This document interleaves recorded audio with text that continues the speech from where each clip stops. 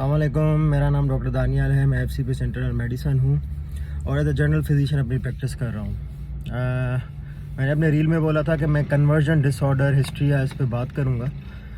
तो usually doctor हजरात जो हमारे दोस्त हैं, भाई हैं, वो देखते हैं कि पेशेंट्स आते हैं हमारे पास, यूजुअली फ़ीमेल्स आ गई, यंग या मेल आ गए, जो जिसको हम लेबल करते हैं एज अ फंक्शनल पेशेंट है, ड्रामे कर रहा है या घर में कोई ख्वाहिश पूरी नहीं हो गई या कोई ज़िद है जो पूरी नहीं हो रही है, इस वजह से जो है पेशेंट जो है ना ये ड्रामे कर रहा है और फंक्शनल है और बार बार ऐसे हो जाता है, कोई दवाई ववाई की भी नीड नहीं पड़ती, खुद ब खुद सही हो जाता है।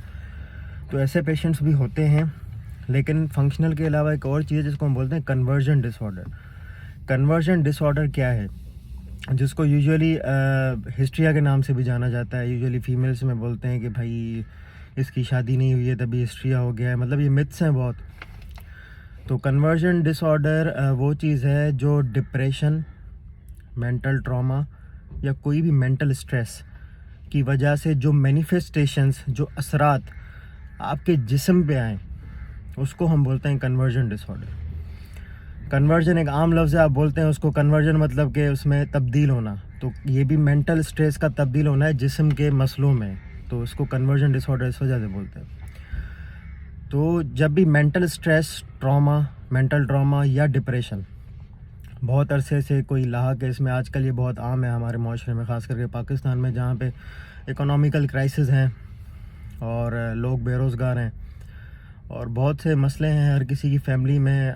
आजकल हालात कुछ ऐसे हैं, तो इस वजह से लोग डिप्रेशन में जा रहे हैं, मेंटल ट्रॉमा में जा रहे हैं, स्ट्रेस में जा रहे हैं। उस वजह से कन्वर्जन डिसऑर्डर बहुत कॉमन है। रोज़ाना जो एमरजेंसी करते हैं मेरे दोस्त भाई डॉक्टर्स, वो देखते होंगे ऐसे पेशेंट्स, और हर हॉस्पिटल में तकरीबन ऐसे केसेस आते रहते हैं, बहुत कॉमन है। तो कन्वर्जन डिसऑर्डर जब भी मेंटल स्ट्रेस, ट्रॉमा या डिप्रेशन आपके बॉडी पे असरात करता है, जब भी बॉडी रिएक्ट करती है, मेंटल स्ट्रेस, ट्रॉमा या डिप्रेशन में आपकी बॉडी रिएक्ट करती है, उसके मतलब स्ट्रेस की वजह से बॉडी आपकी रिएक्ट करती है। वो कैसे रिएक्ट करती है?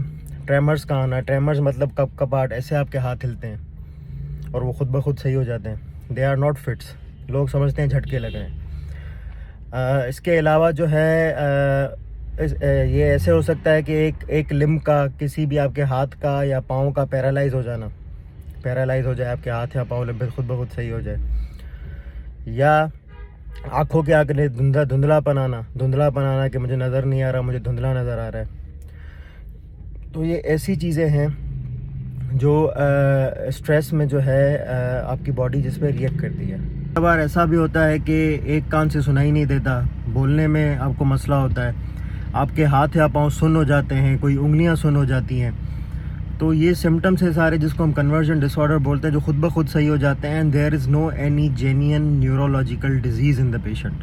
कोई भी न्यूरोलॉजिकल पेशेंट में आपको फोकस नहीं मिलेगा। All the laboratory investigations will be normal, all the neurophysiologies will be normal. So ये सिर्फ स्ट्रेस की वजह से होता है। इसका मैंने आपको बता दिए कॉजेज़ क्या हैं, आपके मैनिफेस्टेशंस क्या हैं, कैसे ये होता है और इसको प्रिवेंट कैसे कर सकते हैं, इसकी ट्रीटमेंट क्या है। देखिए, मेंटल स्ट्रेस, ट्रॉमा, डिप्रेशन की ट्रीटमेंट है कि हम इसको प्रिवेंट करें, हम स्ट्रेस ना लें।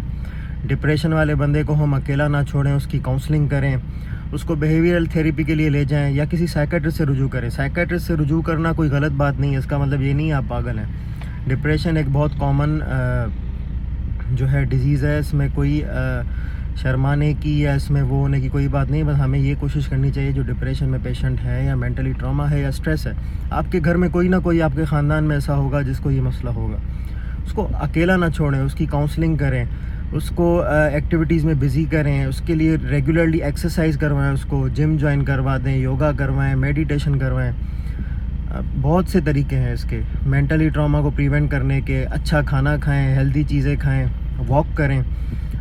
तो ये चीज़ें हैं जिससे हम इसको प्रिवेंट कर सकते हैं ना। अदरवाइज़ अगर ये थेरेपीज़ काम ना करें तो फिर ड्रग्स पे आना पड़ता है, इसके लिए एंटी डिप्रेसेंट्स है। तो यही इसकी ट्रीटमेंट है और इसको हमें इजीली नहीं लेना चाहिए। हमारे इर्द गिर्द में ऐसे बहुत से लोग हैं, बहुत से पेशेंट्स हैं जो कन्वर्जन डिसऑर्डर से गुजर रहे हैं। हर पेशेंट फंक्शनल नहीं होता, many patients have conversion disorder too. तो हमारे जो डॉक्टर हजरात हैं, भाई हैं, हमारी बहनें हैं डॉक्टर, उस चीज़ का ख्याल करें कि हम पेशेंट को सिर्फ ऐसे देख के ना बोलें कि फंक्शनल है, हो सकता है वो कन्वर्जन डिसऑर्डर भी हो।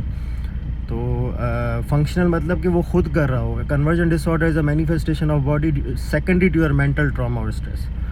तो उम्मीद है कि ये आपको बहुत यूज़फुल लगी होगी वीडियो, और आइंदा भी सब्सक्राइब कीजिए। इंशाल्लाह बहुत सी बीमारियों के बारे में यहाँ पे बात होगी, बहुत से कॉमन इश्यूज़ के बारे में बात होगी यहाँ पे। और उम्मीद है कि आप सब लोग खैरियत से होंगे। अपना बहुत ख्याल रखिएगा, अपनी सेहत का बहुत ख्याल रखें, मुझे दुआओं में याद रखें। अल्लाह हाफ़िज़।